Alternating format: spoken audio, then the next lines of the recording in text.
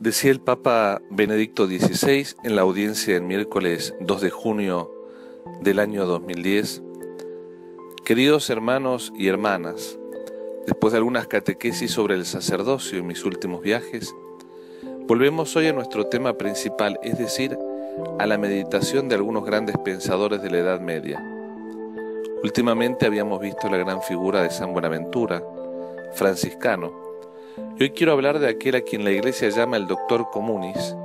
Se trata de Santo Tomás de Aquino.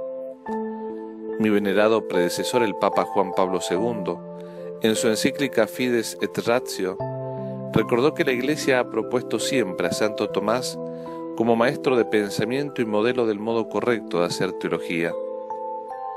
No sorprende que después de San Agustín, entre los escritores eclesiásticos mencionados en el Catecismo de la Iglesia Católica, se cite a Santo Tomás más que a ningún otro, hasta 61 veces. También se le ha llamado el Doctor Angelicus, quizá por sus virtudes, en particular la sublimidad del pensamiento y la pureza de la vida.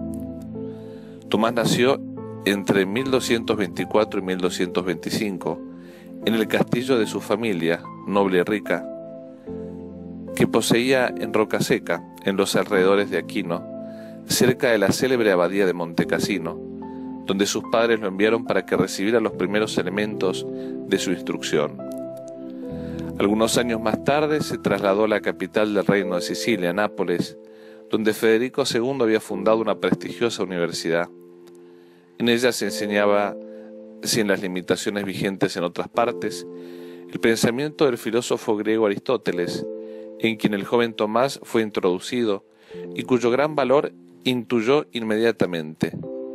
Pero sobre todo, en aquellos años transcurridos en Nápoles, nació su vocación dominica.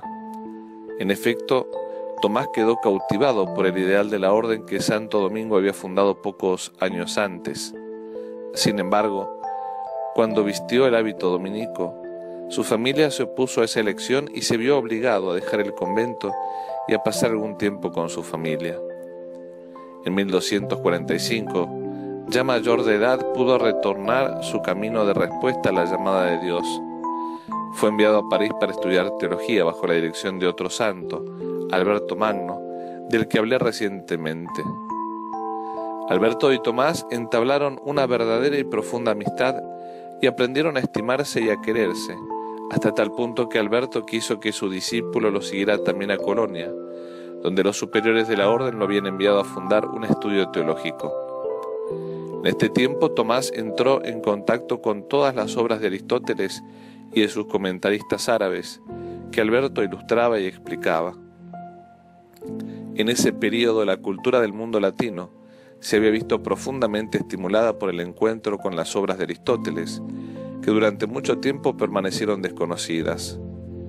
Se trataba de escritores sobre la naturaleza del conocimiento, sobre las ciencias naturales, sobre la metafísica, sobre el alma y sobre la ética, ricas en informaciones e intuiciones que parecían válidas y convincentes. Era una visión completa del mundo desarrollada sin Cristo y antes de Cristo, con la pura razón, y parecía imponerse la razón como la visión misma. Por tanto, a los jóvenes les resultaba sumamente atractivo ver y conocer esta filosofía. Muchos acogieron con entusiasmo, más bien con entusiasmo acrítico, este enorme bagaje del saber antiguo que parecía poder renovar provechosamente la cultura, abrir totalmente nuevos horizontes. Sin embargo, otros temían que el pensamiento pagano de Aristóteles estuviera en oposición a la fe cristiana y se negaban a estudiarlo. Se confrontaron dos culturas: la cultura precristiana de Aristóteles, con su racionalidad radical, y la cultura cristiana clásica. Ciertos ambientes se sentían inclinados a rechazar a Aristóteles por la presentación que de este filósofo habían hecho los comentaristas árabes Avicena y Averroes. De hecho, fueron ellos quienes transmitieron al mundo latino la filosofía aristotélica. Por ejemplo, estos comentaristas habían enseñado que los hombres no disponen de una inteligencia personal, sino que existe un único intelecto universal, una sustancia espiritual común a todos, que actúa en todos como única. Por tanto, una despersonalización del hombre. Otro punto discutible que transmitieron estos comentaristas árabes era que el mundo es eterno como Dios. Como es comprensible, se desencadenaron un sinfín de disputas en el mundo universitario y en el eclesiástico. La filosofía aristotélica se iba difundiendo incluso entre la gente sencilla. Tomás de Aquino, siguiendo la escuela de Alberto Magno, llevó a cabo una operación de fundamental importancia para la historia de la filosofía y de la teología. Yo diría para la historia de la cultura. Estudió a fondo a Aristóteles y a sus intérpretes, consiguiendo nuevas traducciones latinas de los textos originales en griego. Así ya no se apoyaba únicamente en los comentarios árabes, sino que podía leer personalmente los textos originales, y comentó gran parte de las obras aristotélicas, distinguiendo en ellas lo que era válido de lo que era dudoso o de lo que se debía rechazar completamente, mostrando la consonancia con los datos de la revelación cristiana y utilizando amplia y agudamente el pensamiento aristotélico en la exposición de los escritos teológicos que compuso. En definitiva, Tomás de Aquino mostró que entre la fe cristiana y razón subsiste una armonía natural. Esta fue la gran obra de Santo Tomás, que en ese momento de enfrentamiento entre dos culturas, un momento en que parecía que la fe debía rendirse ante la razón, mostró que van juntas, que lo que parecía razón e incompatible con la fe no era razón, y que lo que se presentaba como fe no era fe, pues se oponía a la verdadera racionalidad. Así creó una nueva síntesis que ha formado la cultura de los siglos sucesivos. Por sus excelentes dotes intelectuales, Tomás fue llamado a París como profesor de teología en la cátedra dominicana. Allí comenzó también su producción literaria, que prosiguió hasta la muerte y que tiene algo de prodigioso. Comentarios a la Sagrada Escritura, porque el profesor de teología era sobre todo intérprete de la Escritura. Comentarios a los escritos de Aristóteles, obras sistemáticas influyentes, entre las cuales destaca la Suma de Teología, tratados y discursos sobre varios temas. Para la composición de sus escritos, cooperaban con él algunos secretarios, entre los cuales el hermano Reginaldo de Piperno, quien lo siguió fielmente y al cual lo unía una fraterna y sincera amistad, caracterizada por una gran familiaridad y confianza. Esta es una característica de los santos.